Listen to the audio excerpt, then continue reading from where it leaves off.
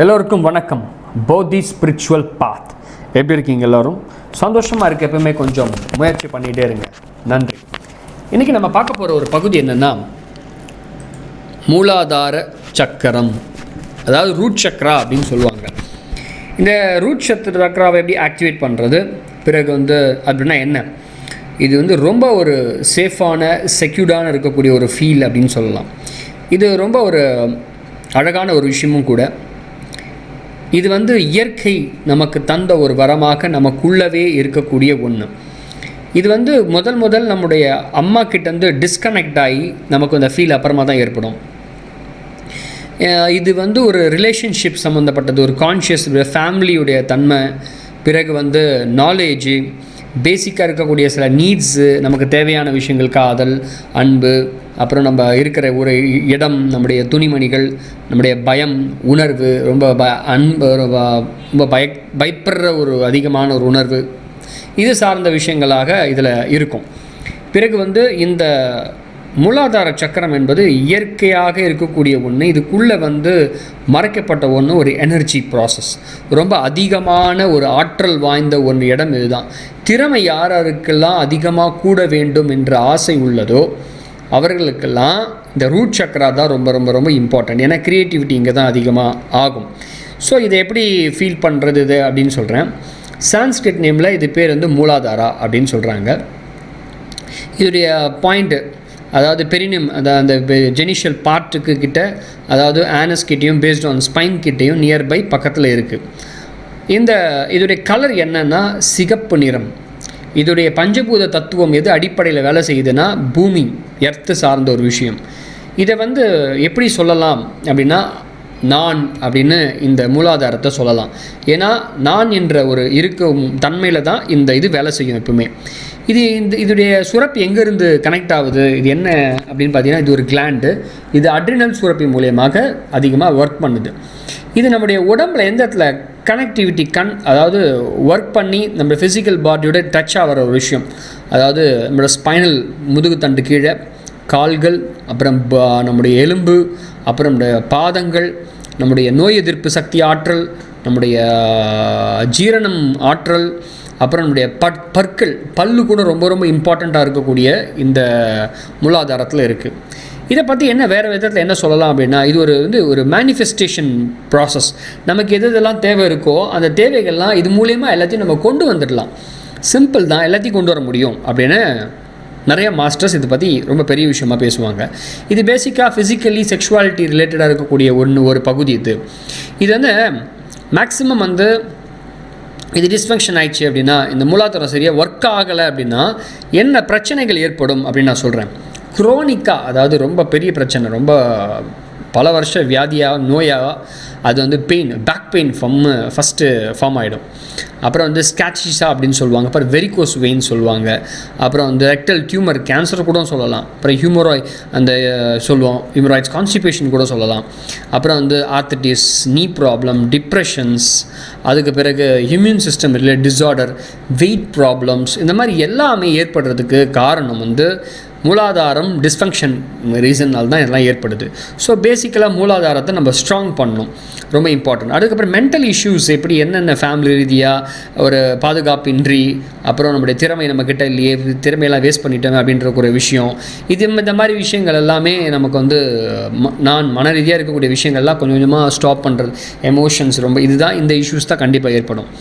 இதை இந்த பிளாக்கேஜ் எது இதை மொத்தமாக இந்த பிளாக் பண்ணுது அப்படின்னா, பயம், ஒரு விதமான குற்ற உணர்ச்சி, இதுதான் இந்த சக்கரத்தை பிளாக் பண்ணக்கூடியது.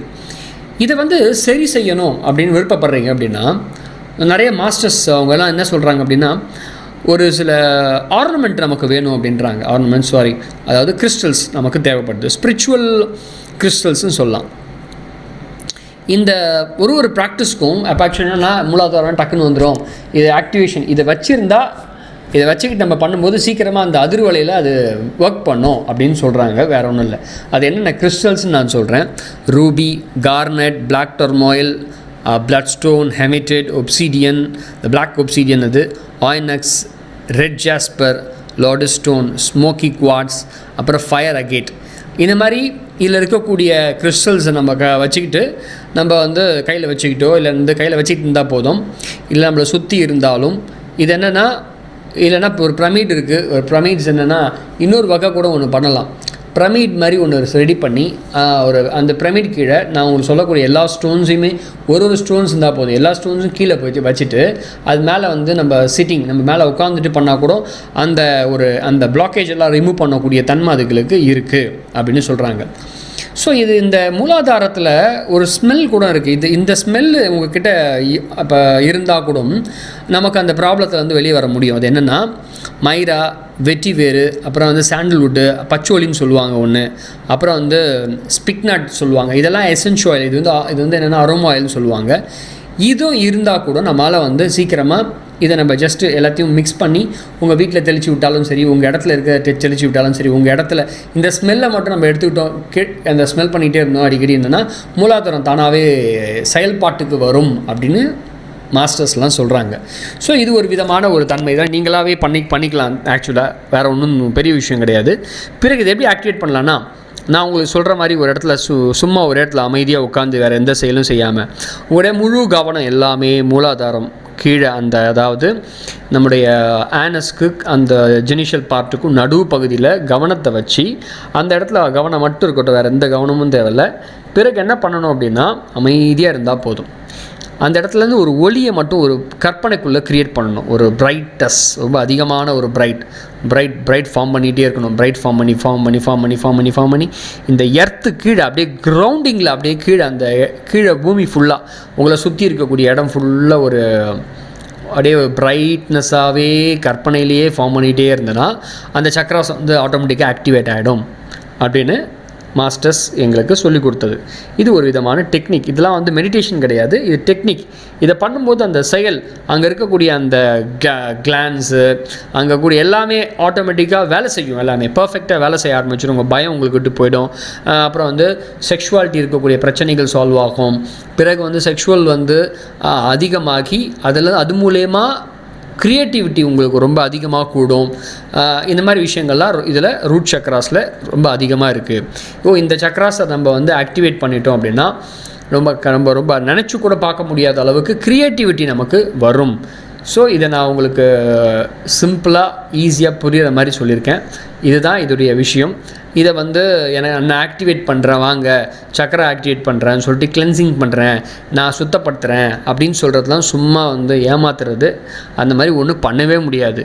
உங்களுக்கு வந்து ப்ராப்ளம் என்னென்னா இந்த மாதிரி சிம்டம்ஸ் வந்துருச்சு அப்படின்னா உங்களுக்கு வந்து அது ஆன்டி கிளாக் வைஸை சுற்ற ஆரம்பிச்சிடும் ஆட்டோமேட்டிக்காக. இது ஒரு ஆள் வந்து சுற்றி தான் கிளியர் பண்ணணும் இல்லை, நீங்களாகவே ஓனாகவே பண்ணிக்கலாம். சிம்பிள். நீங்களாகவே மனசு அப்படியே அந்த இடத்துல கவனத்தை செஞ்சுட்டு ஆன்டி கிளாக் வைஸில் நீங்கள் அந்த ரவுண்டிங் மட்டும் பண்ணிகிட்டே இந்த கிளாக் வைஸில் அப்படியே கிளாக் மாதிரியே சுற்றிட்டே இருந்தால் போதும். கவனத்தை மட்டும் அங்கே வச்சா போதும்.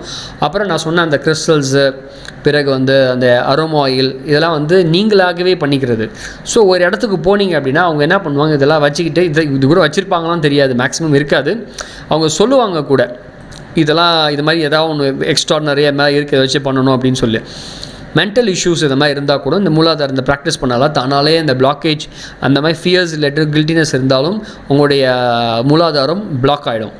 ஸோ அதனால் கொஞ்சம் கொஞ்சமாக உங்களை நீங்களே சரி பண்ணிக்கிட்டீங்க அப்படின்னா தானாகவே சரியாயிடும். நீங்கள் ரொம்ப பெரிய விஷயமெல்லாம் எதுவும் பண்ண வேண்டிய அவசியம் இல்லை. ஸோ சக்ராஸ் வந்து ஆட்டோமேட்டிக்காக ஆக்டிவேட் ஆகிடுச்சு அப்படின்னா ரொம்ப லவ்வபிள் பர்சனாக ஆகிடுவீங்க. பிறகு வந்து ஒரு நேச்சரை ரசிக்கக்கூடிய ஒருத்தவங்களாக மாறுவீங்க.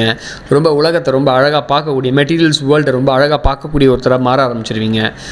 அதாவது ஸ்பிரிச்சுவலுக்கு ஃபஸ்ட் ஸ்டெப் எடுத்து வச்சு அடுத்த கட்டத்துக்கு போகணுன்னு விருப்பப்படுறவங்க எல்லாம் இந்த மூலாதாரத்தை ஆக்டிவேட் பண்ணிவிடுவாங்க. தானாக நீங்கள் எதுவுமே பண்ண வேண்டிய அவசியம் இல்லை, அதுவே தானாகவே செயல்பட ஆரம்பிச்சிடும்.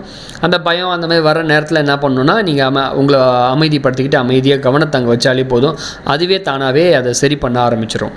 ஸோ இது என்னென்னா நீங்கள் இந்த மூலாதாரம் ப்ராக்டிஸ் பண்ணும்போது நீங்கள் வந்து ஒரு ரெட்டு கலர், ஒரு சிவப்பு சம்மந்தப்பட்ட விஷயங்கள் ஏதோ ஒன்று உங்களை சுற்றி பார்க்கணும், இல்லை அது உங்களுக்கு தெரியணும், அது உங்களுக்கு உள்ளே இருக்கணும். ஏதாவது ஒரு துணியாக இருக்கலாம், ஏதாவது லைட்டாக இருக்கலாம், ஏதாவது இருக்கணும். அது ரொம்ப இம்பார்ட்டன்ட். ஸோ இதில் ஒரு அஃபர்மேஷனும் இருக்குது, நான் என்ற ஒரு அஃபர்மேஷன். இதுக்கு எதாவது மந்த்ராஸ் பண்ணலாமா அப்படின்னு கேட்கலாம். ஸோ எதுவுமே தேவையில்லை, உங்களுடைய எண்ணத்தினாலும் உங்களுடைய மனதுடைய அந்த கற்பனைனாலே இதை வந்து சரி பண்ண முடியும். ஏன்னா அதுவே சூட்சுமமாக தான் இருக்குது. ஸோ மனதிற்குள்ளே இருக்கக்கூடிய அகக்கண்ணும் சூட்சுமமாக தான் இருக்குது. ஸோ சூட்சுமத்தை வைத்தே சூட்சுமத்தை சரி செய்ய முடியும். இதுக்கு வேறு ஒருவர் யாரும் நமக்கு தேவையில்லை. ஸோ அடுத்த பதிவில் வந்து என்ன சொல்ல போகிறேன்னா, இப்போ வந்து நான் உங்களுக்கு சொல்லிக் கொடுத்தது மூலாதாரம். அடுத்தது சுவாதிஷ்டானத்தை பற்றி பேச போகிறேன். இந்த மாதிரி எல்லா சக்கரங்களையும் எப்படி பயன்படுத்துறது விஷயத்தை பற்றி நான் உங்களுக்கு ஷேர் பண்ண போகிறேன். கண்டினியூவாக அந்த 7 உங்களுக்கு சொல்லிவிடுவேன். பேலன்ஸ் 6. மிக்க நன்றி. அடுத்த பதிவு வித்தியாசமாக சந்திப்போம். பிடித்திருந்தால் லைக் செய்து கொள்ளுங்கள், சப்ஸ்கிரைப் செய்து கொள்ளுங்கள்.